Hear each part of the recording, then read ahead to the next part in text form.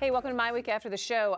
The Democrats have their first debate on Tuesday, so we were just kind of debating here at the table about whether Joe Biden was actually going to jump into the race. And you were just starting to say, here's the thing. So, or were you talking about something else? We were talking about Hillary Clinton. I mean, I think there's all this angst all the time now around the Clintons, and are they honest? Are they shifty? Are they up to something? And I think Yes. I think the answer we've known for 20 years that the answer is probably yes, and yet they continue to sort of persevere, and at least in Democratic circles, and survive. And I think one of the tests of this election is how much at peace is the nation with this whole idea of them. And because the truth is, they're also extremely effective in office. I mean, Hillary Clinton was one of the most, I was in Washington when she was a senator from New York. There were very few people on the Hill at that time who could get the ears of people on both sides of the aisle the way she could. I mean, she is very well respected. Even Republicans who now, of course, because it's campaign season, do you think that the people don't know that, they work with her her. record Do you think as that people Secretary of don't State really is know Her record as that? Secretary of State is dismal. I mean, it's not the dismal. world went to pieces over the last 6 years.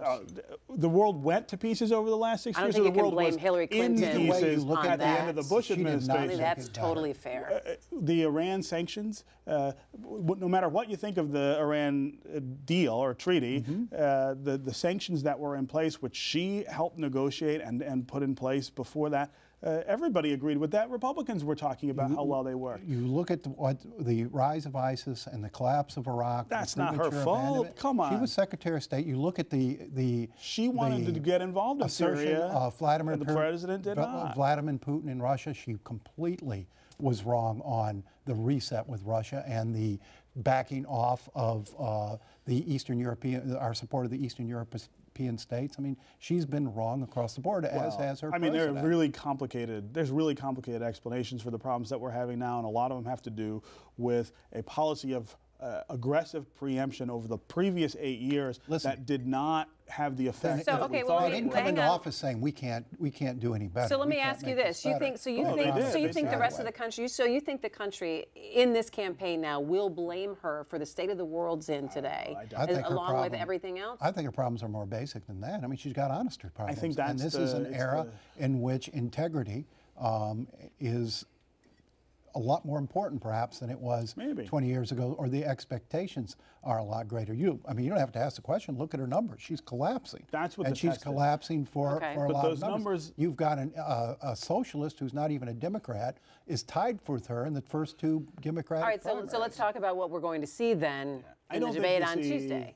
Well, I mean, I think the debate on Tuesday is, you're going to see Sanders and who's been unwilling Clinton to hit her. And well, he's running a different campaign, and he also knows that he can't win. I mean, a lot of this is smoke and mirrors. That's really early in the campaign. Bernie Sanders is not going to be the Democratic nominee. He knows that as well as anybody else does. It's probably going to be Hillary Clinton. I don't know. A lot of people. He raised $26 million in a 3-month period from individual donors. Yeah. I wouldn't think that. I think something's going on there. But it's the same phenomenon that you're seeing on the Republican side, where Jeb Bush, who is, a successful long-term governor of a big electoral state, can't get traction against Donald Trump.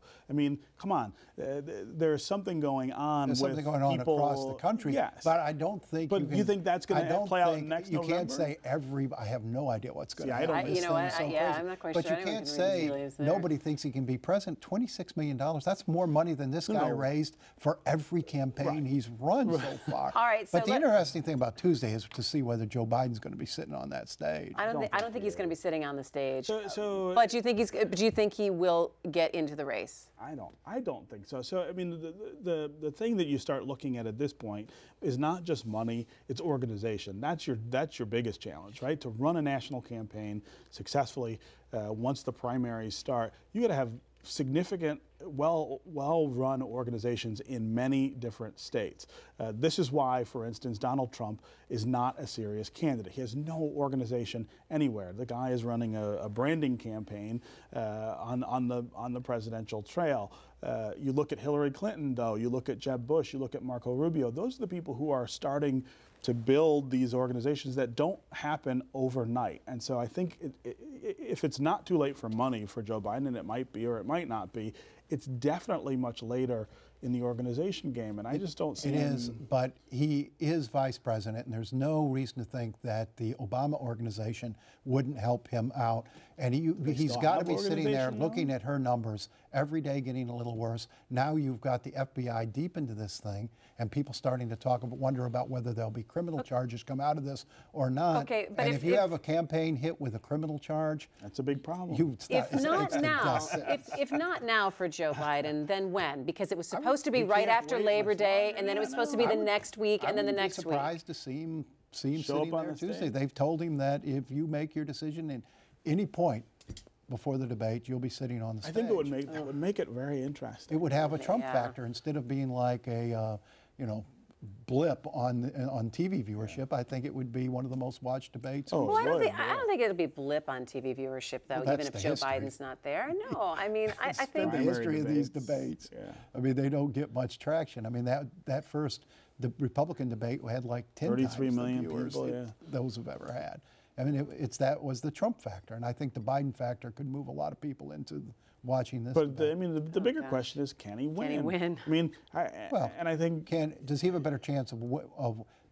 I think he has a better chance probably of winning the general election than he does winning the nomination. Maybe. But I mean, you have people out here. I've talked to Democratic donors who say we're waiting for Joe. I hear it, but it's more than just a notion to say, oh, I'm going to run for president. I mean, no, he's the vice president, Steve. He's got who's already run twice. Yeah, but it's also he wouldn't it's be not the just first about. But if vice president entitled you to ground level organizations in 15 states, that would mean something. It does mean something in terms of his popularity. It doesn't mean something in terms of his ability to get the delegates that he would need to really compete. I think a lot of Hillary's support would shift to him, and a lot of the organization would shift to him. And he may be waiting to the point where he'll be seen as a rescuer of the Democratic presidential hopes if she falls much farther, and if these troubles escalate much. But don't you think it may be a little more difficult for him then, because he's then so establishment, he's so tied to the Obama administration in terms, so the Republicans just be like, look, it's just you're just electing another 4 years, but it would be easier for Hillary Clinton. But it would be easier though for her to separate herself, and then she already has started to do that because she hasn't exactly. So she isn't exactly as tied. I mean, that would all be true if it weren't for the honesty issue, the email issues, the marketing of the presidency that we're going to see be played up more and more and more.